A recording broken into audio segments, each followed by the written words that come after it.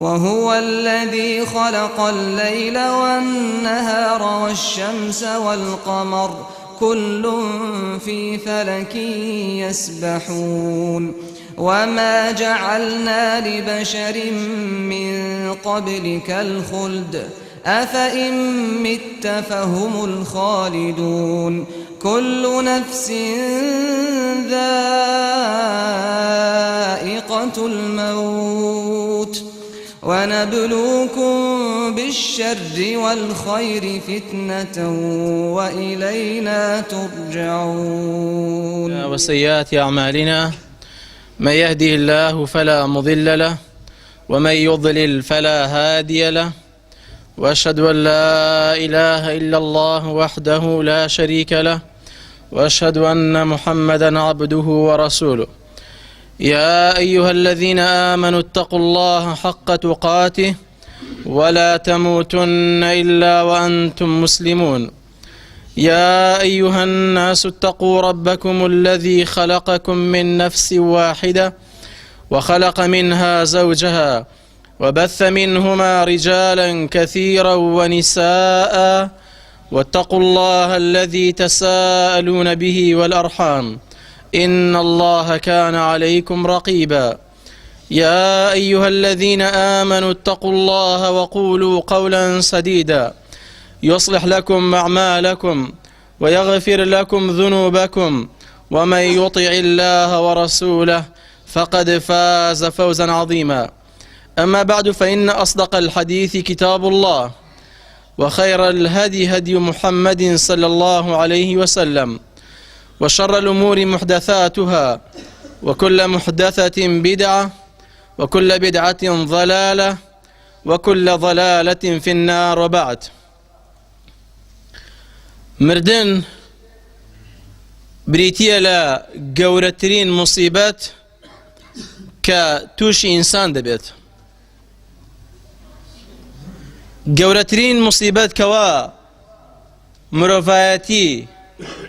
بە درێژایی مێژوو و تا قیامەت هەر دەمێنێت بریتیە لە مردن خی گەورە دەفەرموێ فەئەصابەتکم مصیبەت المەوت مردن بریتیە لەو مصیبەت و بەڵایی کەوا تووشی مرۆڤەکان دەبێ بەبێ جیاوازی و هیچ کەسێک ڕزگاری نابێ لە دەستی مردن نە پێغەمبەران نە سەحابە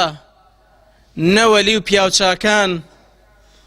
هیچ کەسێک ڕزگاری نەبووە و ئێمەش بە دوای ئەواندا بە هیچ شێوەیەک ڕزگارمان نابێ لە دەستی مردن و مصیبەتی مردن گەورەتر دەبێت و گەورەترە ئەگەر بێت و ئەو کەسەی کەوا دەمرێت کەسێکی نزیک دۆستێکی نزیک و خۆشەویست یا خزمێکی نزیک بێت و مصیبەتەکە گەورەترە ئەگەر ئەو کەسەی دەمرێت مشورخۆری خێزانێک بێت یان چەند خێزانێک بێت یا مشورخۆری کۆمەڵگایەک بێت و ئەو مصیبەتە گەورەترە کە ئەو کەسەی دەمرێت لە دوای خۆی کۆمەڵێ ذیکرەیات و یادەوەری زۆر بەجێ بهێڵە لە دوای خۆیدا و دیسان ئەو مصیبەتە گەورەترە کە ئەو کەسەی دەمرێت کەسێک بێت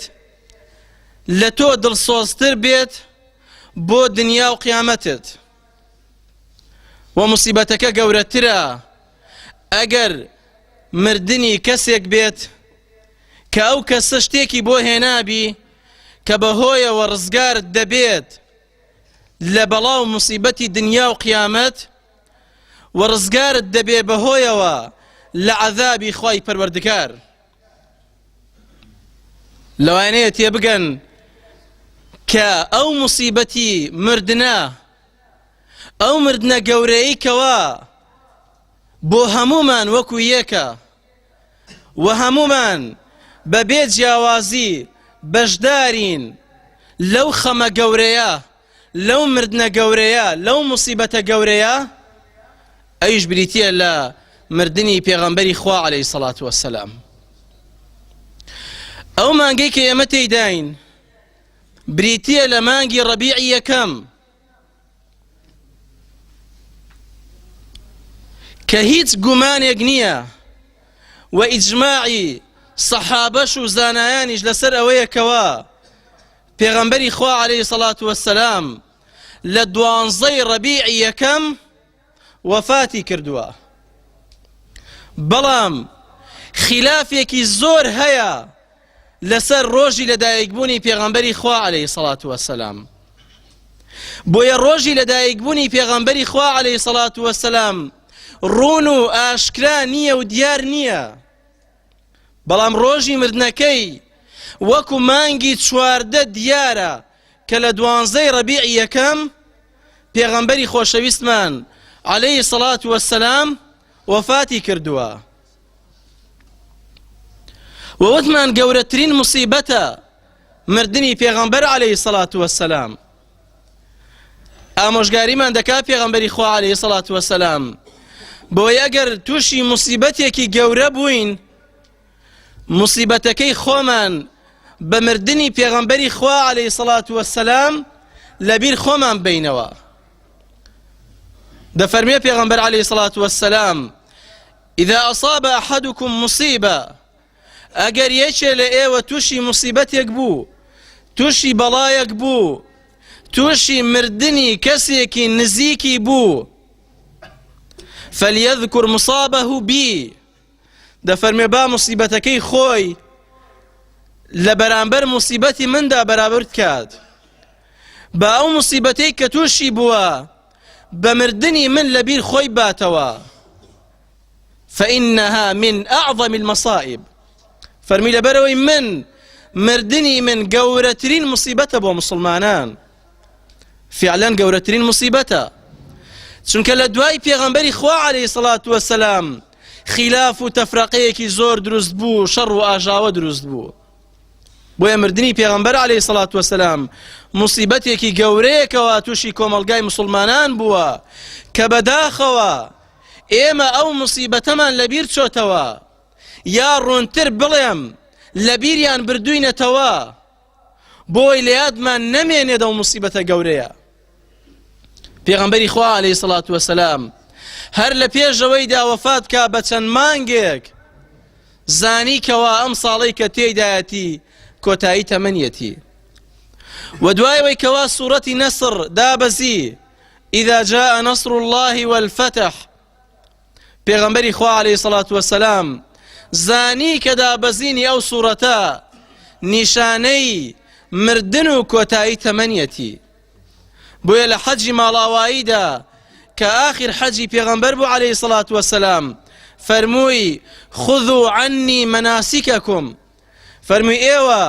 ڕێو و ڕەسم و چۆنیەتی ئەنجامدانی حەج لە من وەربگرن، لعلی لا ئەلقاکم بعد عامی هذا، فەرمووی چونکە زۆر نزیکە کە لە دوای ئەو ساڵە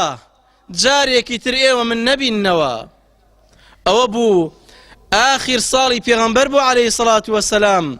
و لەو حەجەدا کۆتایی حەجی بوو، بۆیە بە حەجی ماڵاوایی پێغەمبەر ناسراوە عەلەیهی سەڵات وەسەلام. لە دوایەوە لە کۆتایی مانگی سەفەر واتە ئاخر ڕۆژی مانگی سەفەر دوایەوەی کەوا پێغەمبەری خوا عەلەیهی سەڵات وەسەلام لە ناشتنی یەکێ لە هاوڵانی دەگەڕایەوە کە چۆ ماڵەوە عایشە ڕەزای خوای پەروەردگاری لێبێ فەرمووی وا ڕەئسا، فەرمووی ئای سەرم زۆر ژان دەکا و سەرم زۆر دێشێت. پێغەمبەر عەلەیهی سەڵات وەسەلام فەرمووی من سرم زۆر دێشێت، من سرم زۆر ژان دەکات و بێخەم بە ئەگەر تۆ لە پێش مندا بمری ئەوە بۆ خۆم دەتشۆم و هەروەها بۆ خۆم کفنت دەکەم و هەروەها هەر خۆشم نوێژت لەسەر دەکەم و خۆشم دەدنێژم و دەتخەمە ناو گۆڕەوە. بەڵام شتەکە پێچەوانە بوو، ئەو کەسەی کە لەو ماوەیەدا مرد پێغەمبەری خوا بوو عەلەیهی سەڵات وەسەلام. ئەوە بوو لە سەرەتای نەخۆشیەکەیەوە تاوەکو ڕۆژی مردن و وەفاتی تەنها 13 ڕۆژ بوو. لە ماوەی ئەو 13 ڕۆژەدا پێغەمبەری خوا عەلەیهی سەڵات وەسەلام وەفاتی کرد و کۆچی دوایی کرد. لە هەفتەی یەکەمدا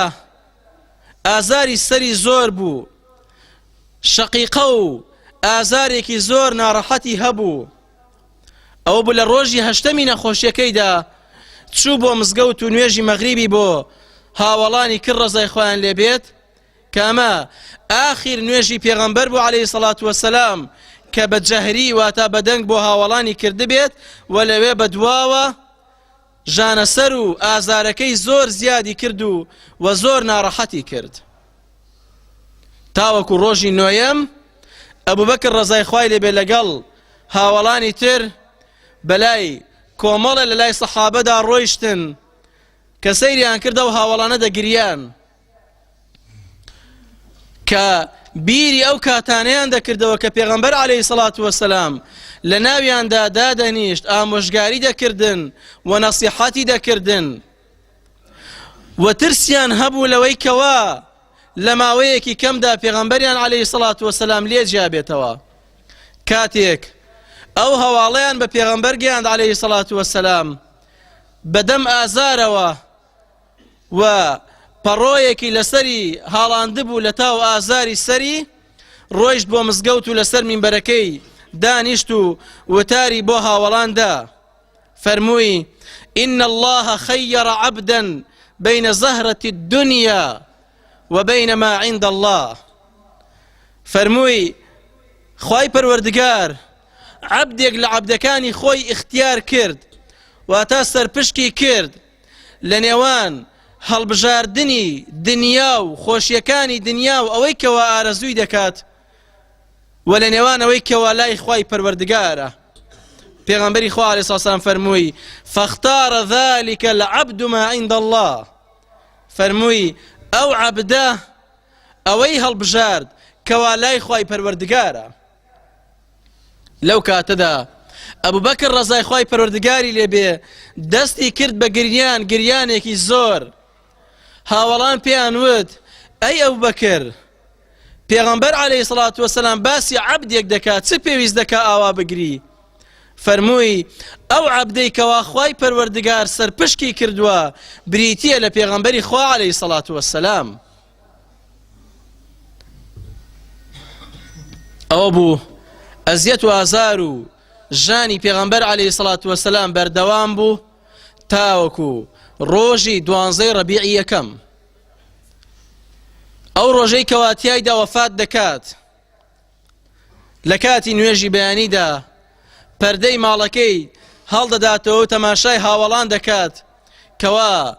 ڕیز بوون بۆ نوێژ و ئەبوبەکر ڕەزای خوای پەروەردگاری لێبێت دەیەوێت جەماعەتیان بۆ بکات. پێغەمبەری خوا عەلەیهی سەڵات وەسەلام زەردەخەنەیەکی بۆ کردن و دڵخۆش بوو بەوەی کەوا لە دوای مردنی هاوڵان سوورن لەسەر دەستگرتن بە دینەکەیانەوە. ئەوە بوو ئاماژەی بۆ ئەبوبەکر کرد ڕەزای خوای لێبێ کە نوێژەکەی بکا و بەردەوام بێت یایدا. هاوڵان وایان زانی کە ئەمە چاکبوونەوەی پێغەمبەرە عەلەیهی سەڵات وەسەلام و هەروەها خوای گەورە شیفای بۆ ناردووە و چاک دەبێتەوە. ئەوە بوو لە چێشتەنگاوی ئەو ڕۆژەدا ناڕەحەتیەکانی مردن، سەرەمەرگ و ئازاری مردن زۆری بۆ پێغەمبەری خوا هێنا عەلەیهی سەڵات وەسەلام. لەو کاتەدا فاتیمە ڕەزای خوای پەروەردگاری لێبێت هات بۆ لای پێغەمبەر عەلەیهی سەڵات وەسەلام. ئەوە بوو پێغەمبەر سەڵڵاهو عەلەیهی وسەلەم نزیکی کردەوە لە خۆی و لە لای خۆی داینا قسەیەکی بە بنجێیدا چرپاند. فاتیمە ڕەزای خوای لێبێ گریا، پاشان بانگی کردەوە و قسەیەکی تری بە بنجێیدا چرپاند. ئەم جارەیان پێکەنی. عایشە ڕەزای خوای لێبێ دەفەرمێ دوای مردنی پێغەمبەر عەلەیهی سەڵات وەسەلام بانگی فاتیمەم کرد وتم بزانم پێغەمبەری خوا عەلەیهی سەڵات وەسەلام چی پێوتی کاتێ گریای تو کاتێ پێکەنی؟ فەرمووی جبریل هاتووە بۆلام کە ئەم نەخۆشیە کۆتاییمە و بەهۆیەوە وەفات دەکەم و دەمرم. دەفەرمێ منیش گریام. دەفەرمێ پاشان پێی وتم ويكم كز لأهلو كسكانم كبيم دقنوا توي أي فاطمة دفرمي لو كاتدا بيكنيم أو بدواي شجمانج لوفاتي بيغمبر عليه الصلاة والسلام فاطمة رضای خوای گەورەی لێ بێت وفاتی کرد و یەکەم کەس بوو لە کەسوکاری پێغەمبەر عەلەیهی سەڵات وەسەلام کە لە دوای مردنی پێغەمبەر عەلەیهی سەڵات وەسەلام وفاتی کرد والحمد لله والصلاة والسلام على رسول الله.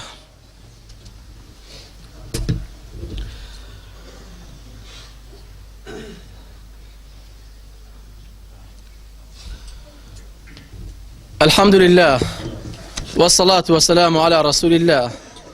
أوصي نفسي وإياكم بتقوى الله. دعاء ويكوا ناراحتي وشدتي مردن زوري بو پیغمبر هنا عليه الصلاة والسلام لكاتي سرمرقي دا ولو كاتدا كلا سرمرق دا يو خريكي مردنا بردوام خمي أمتكيتي بويا لكاتي سرمرقي دا دوا مشگاری زۆر بە نرخ و گەورەی ئومەتەکەی کرد. یەکەمیان فەرمووی کە دایکمان عایشە ڕەزای خوای لێ بێ بەمان دەژێڕێتەوە دەفەرمێ پێغەمبەری خوا عەلەیهی سەڵات وەسەلام لە سەرمەرگیدا لەو نەخۆشەی کەوا پێی کەوت و هەڵنەستایەوە کاتێ بێهۆش دەکەوت بێدەنگ دەبوو و کاتێ بەهۆش خۆی دەهاتەوە ديفرمو لعن الله اليهود والنصارى اتخذ قبور أنبيائهم وصالحيهم مساجدا. ديفرمو لعنتي خوا لجولكو لقاوركان بيت كقوري بيغمبران و بياوچاكان يندكر بمزقوت واتا او شويني كوا بيغمبران و بياوچاكاني لنجراوا لو شويندا مزقوت يندروز دكرت لسر مرق دا أمتكي آقادار دكردوا بوي كوان نكن قبري بيغمبر عليه الصلاة والسلام بكري بمزقود يا قبري بياوچاكان بكري بمزقود لا نيش بليا أي أوان يا قبري بيغمبر عليه الصلاة والسلام لناو مزقوتي مدينة دايا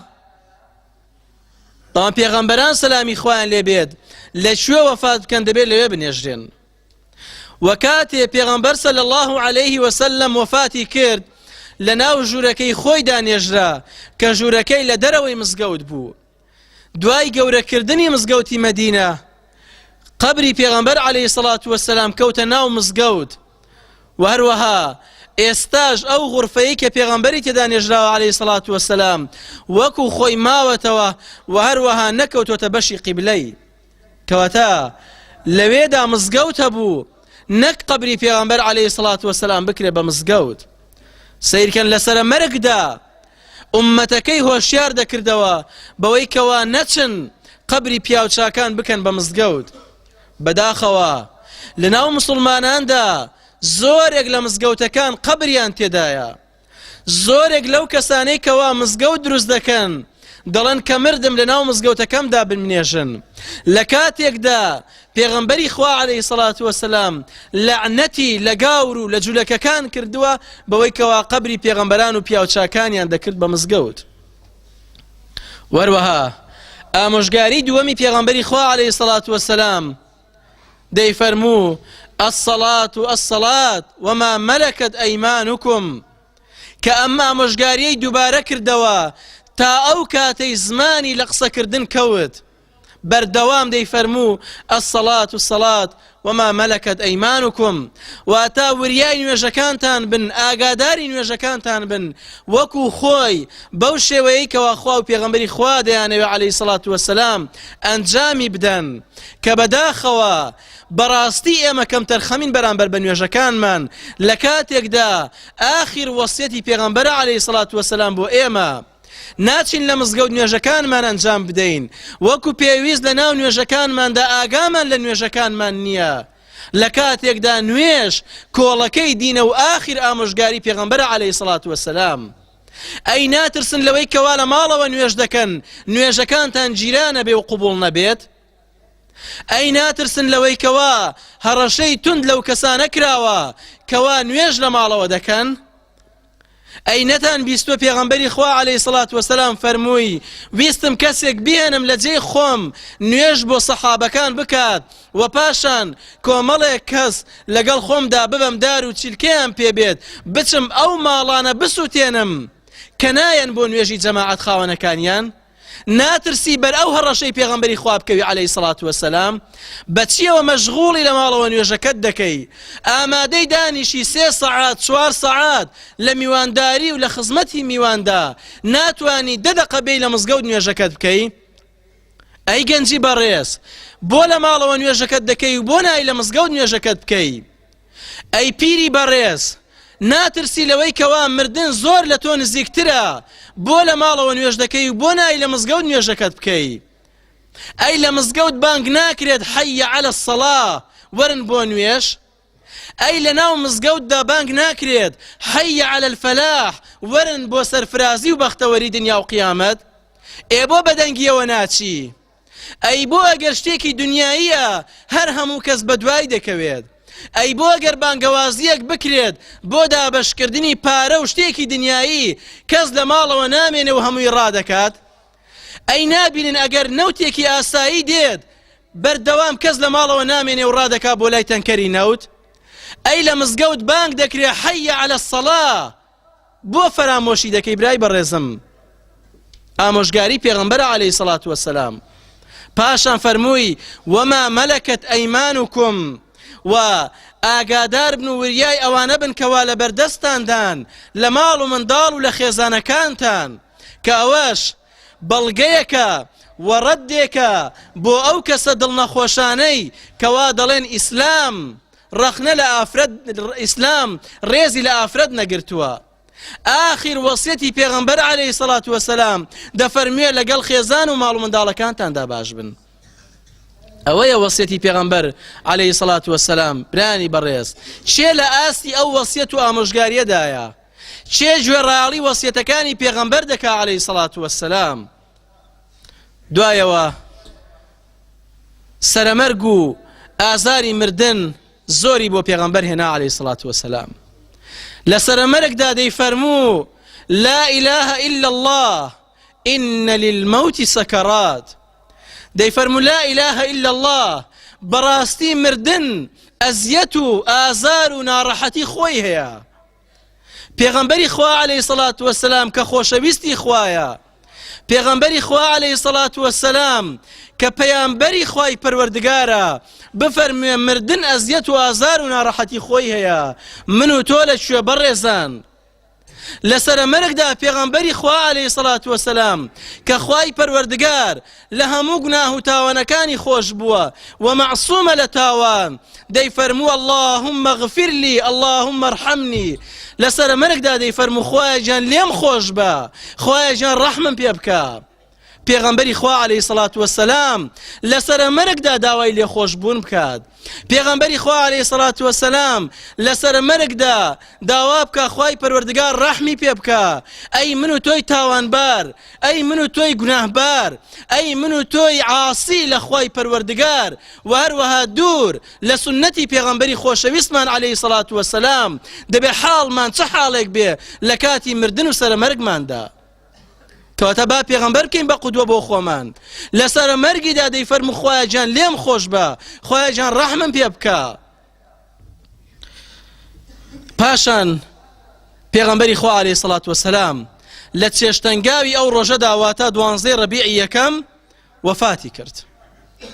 کاتێ پێغەمبەر عەلەیهی سەڵات وەسەلام وەفاتی کرد سەحابە تووشی سەدمەیەکی زۆر گەورە بوون کاتێ لە ناو مەدینەدا بڵاو بووەکەوە پێغەمبەری خوا عەلەیهی سەڵات وەسەلام وەفاتی کردووە هاوڵان زۆر دڵتەنگ و ناڕەحەت بوون باوەڕیان بەو هەواڵە نەدەکرد عومەر ڕەزای خوای لێ بێت هات بۆ ماڵی پێغەمبەر عەلەیهی سەڵات وەسەلام فەرمووی ئەو کەسەی کە دەڵێ محەممەد مردووە عەلەیهی سەڵات وەسەلام درۆ دەکات محەممەد نامرێت تا ئەو کاتەی کەوا منافیقەکان نەکوژێت چونکە منافیقەکان زۆر دڵخۆش بوون بە مردنی پێغەمبەر عەلەیهی سەڵات وەسەلام بۆیە هاتە دەرەوە لە ماڵی پێغەمبەر عەلەیهی سەڵات وەسەلام و هەڕەشەی لە منافیقەکان کرد و سوێندی دەخوارد کە محەممەد نەمردووە عەلەیهی سەڵات وەسەلام پاشەوە ئەبوو بەکر ڕەزای خوای لێبێ کە هەواڵەکەی بیست هات بۆ ماڵی پێغەمبەر عەلەیهی سەڵات وەسەلام و هەروەها لەسەر پێغەمبەری خوای هەڵدایەوە و ماچی کرد پاشان دڵنیا بوو کە مردووە هاتە دەرەوە فەرمووی ئەو کەسەی کە سوێن دەخۆی ئەی عومەر بێدەنگ بە پاشان چۆ سەر مینبەر و وتاری بۆ خەڵک خوێندەوە و فەرمووی ئەیها الناس من كان يعبد محمدا فإن محمدا قد مات فەرمووی خەڵچینە ئەوەی کەوا محەممەدی دەپەرست ئەوە محەممەد مرد و وەفاتی کرد بەڵام ومن كان يعبد الله فإن الله حي لا يموت وأو كسي كوا خواي بتنها دەپەرست ئەوە خوای پەروەردگار زیندووە و هەرگیز نامرێت پاشان فەرمووی خوای گەورە دەفەرموویە إنك ميت وإنهم ميت فەرمووی ئەی محەممەد تۆ دەمری و خەڵکانی تریش دەمرن پاشان هەموو ئاەتانی خوێندەوە کە باز لەوە دەکەن پێغەمبەری خوا عەلەیهی سەڵات وەسەلام وەکو ئێوە مرۆڤە و مردن بەسەریدا دێت عمەر لەوێدا کەوتە سەر زەوی و فەرمووی وەڵڵاهی وا دەزانم ئێستا و ئاەتانە هاتوونەتە خوارەوە و بڕوام نەدەکرد کەوا محەممەد مردووە عەلەیهی سەڵات وەسەلام و زۆرێک لە هاوڵانی تریش زۆر ناڕەحەتتر بوون هەمویان بەڵام هەندێکیشیان زۆر بەجەرگ بوون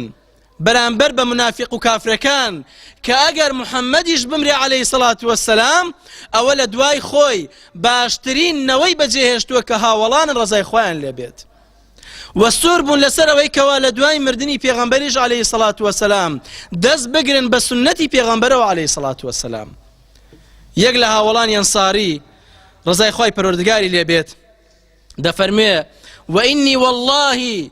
ما أحب أني مت قبله صلى الله عليه وسلم دەفەرمێ سوێند بەخوا من حەزم نەدەکرد و پێم خۆش نەبوو کەوا لە پێش پێغەمبەردا بمرم عەلەیهی سەڵات وەسەلام نەک لەبەرەوەی مەرگی پێغەمبەر بدینێ عەلەیهی سەڵات وەسەلام نەخێر دەیفەرموو حتى أصدقه ميتا كما صدقته حيا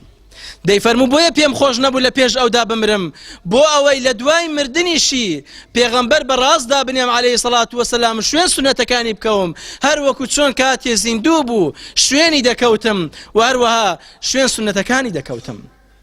ئومو ئەیمەن کە یەکێک بوو لە هاوڵانی پێغەمبەر عەلەیهی سەڵات وەسەلام و ئافرەتێکی سەحابیە بوو دەگریا لەو ڕۆژەدا کە هەواڵی مردنی پێغەمبەری بیست عەلەیهی سەڵات وەسەلام وتیان ئومەیمەن تۆش دەگریەی فەرمووی إني قد علمت أن رسول الله صلى الله عليه وسلم سيموت دەیفەرموو خۆ من دڵنیا بووم و دەمزانی کەوا پێغەمبەر دەمرێ عەلەیهی سەڵات وەسەلام بۆ ئەوە ناگریم ولكني أبكي على الوحي الذي رفع عنا دەفەرمێ بەڵکو بۆ ئەوە دەگریم کە لە دوای مردنی پێغەمبەر عەلەیهی سەڵات وەسەلام هیچی تر وەحی لە ئاسمانەوەدا نابەزێ و کۆتایی دێ بە دابەزینی وەحی لە لای خوای پەروەردگارەوە ئەوە بوو ئەبوو بەکر ڕەزای خوای لێبێ لەگەڵ هەندێک لە سەحابەی تر چۆن سەردانی ئەیمەنیان کرد وتیان ئومەیمەن ئایا نازانی کەوا ئەوەی لای خوای پەروەردگارە خێرتر و باشترە بۆ پێغەمبەری خوا عەلەیهی سەڵات وەسەلام فەرمی بەرە وەڵڵا چاک دەزانم لای خوای پەروەردگار باشترە بۆ پێغەمبەر عەلەیهی سەڵات وەسەلام بەڵکو من بۆ ئەوە دەگریم چونکە وەحی کۆتایی پێهاتووە و هیچی تر وەحیدا نابەزێ ئەوە بوو ئەو بەکر و هاوڵانی تریش لە لای ئەو بە هەمان شێوە دەستیان کرد بە گریان بۆ پێغەمبەری خوا عەلەیهی سەڵات وەسەلام وەجێڕاوەتەوە کەوا بلال ڕزای خوای پەروەردگاری لێبێ کە مؤذینی پێغەمبەر عەلەیهی سەڵات وەسەلام پێشەوەی پێغەمبەری خوا عەلەیهی سەڵات وەسەلام بخرێتە ناو زەویەوە هەستا بانگی دا و کە گەیشتە ئەشهەد ئەنە محەممەدە ڕەسوول الله مزگەوتی مەدینە و ناو مەدینە پڕ بوو لە گریان و لە دوای ئەو بانگە و دوای ناشتنی پێغەمبەر عەلەیهی سەڵات وەسەلام بلال بۆ جارێکی تر بانگی نەدایە وتی من ناتوانم بانگ دەم بڵێم ئەشهەد ئەنە محەممەدە ڕەسوول الله لە کاتێکدا پێغەمبەر عەلەیهی سەڵات وەسەلام لە ناوماندا نەماوە کەواتە بەڕێزان گومان نییە لە مردنی پێغەمبەری خوا عەلەیهی سەڵات وەسەلام لە 12 ڕەبیعی یەکەم کە ڕۆژی پێنجشەممەی داهاتووە بەڵام وەکو باسم کرد ڕۆژی لەدایکبوونی پێغەمبەر عەلەیهی سەڵات وەسەلام دیار نییە ونە و لە نێوان زانایانی مێژوونووسدا خلافی زۆر هەیە لەسەر ڕۆژی لەدایکبوونی پێغەمبەر عەلەیهی سڵات وەسەلام. یەک لە ڕاوبۆچوونەکان دەڵێ 12 ڕەبیعی یەکەم لەدایک بووە، بەڵام هەندێکی تریان دەڵێن هەر لەو مانگەشدا لەدایک نەبووە. جا بەڕێزان، ئایا لە 12 ڕەبیعی یەکەم مسلمانان حەفلە بکەن و ئاهەنگ بجێڕن و مەولود بخوێننەوە و نوقڵ و چکولیات و شیرینی دابەشکەن باشتر و چاکترە، یان لەو ڕۆژەدا بگرین و ناڕەحەت بن بۆ لە دەستدانی پێغەمبەری خۆشەویستمان عەلەیهی سڵات وەسەلام؟ بەڕاستی پێچەوانەی عورف و هەموو عادەتێکە کە لە ڕۆژێکدا پێویستە ئینسان دڵی توند بێت، تەماشا دەکەی خەڵکی لەو ڕۆژەدا حەفلە دەکا و گۆرانی و مۆسیقا لێ دەدەن و هەروەها مزگەوتەکان پڕ دەکەن لە نوقڵ و چکلیات و شیرینی خواردن. بۆیە بەڕێزان، وا مەزانن 12 ڕەبیع الأول مەولودی پێغەمبەر عەلەیهی سڵات وەسەلام، چاک بزانن 12 ڕەبیعی یەکەم کە پێنجشەمی داهاتووە ڕۆژی وەفاتی پێغەمبەر عەلەیهی